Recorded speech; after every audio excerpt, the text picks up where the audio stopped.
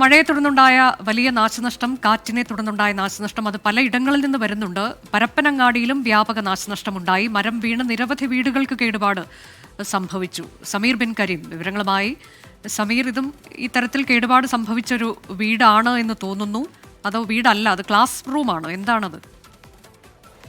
അനുജ, ഇന്നലെ രാത്രിയിലും ഇന്ന് രാവിലെയുമായി ഉണ്ടായ കനത്ത കാറ്റിലും മഴയിലുമാണ് മലപ്പുറം പരപ്പനങ്ങാടിയിൽ വ്യാപക നാശനഷ്ടം ഉണ്ടായിരിക്കുന്നത്. പരപ്പനങ്ങാടിയിലെ വിവിധയിടങ്ങളിൽ വീടുകൾക്ക് മുകളിലേക്ക് മരം വീണ് കേടുപാടുകൾ സംഭവിച്ചു.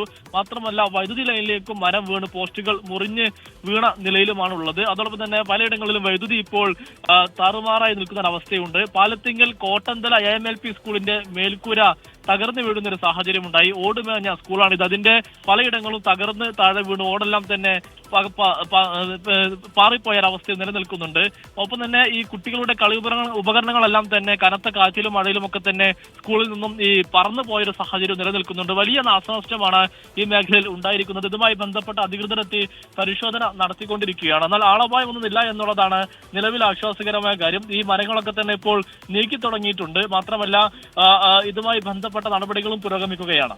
അനുജ, ശരി. പരപ്പനങ്ങാടിയിലും കനത്ത കാറ്റിലും മഴയിലും വലിയ നാശനഷ്ടം ഉണ്ടായിട്ടുണ്ട്. ഇപ്പോൾ ദൃശ്യത്തിൽ കണ്ടതൊരു സ്കൂളിന്റെ ദൃശ്യമാണ്. മരം വീണ് കേടുപാട് സംഭവിച്ചിട്ടുണ്ട്. ഒട്ടേറെ വീടുകൾക്കും കേടുപാട് സംഭവിച്ചിട്ടുണ്ട് എന്നതാണ് സമീർ ബിൻ കരീം നൽകിയ വിവരം.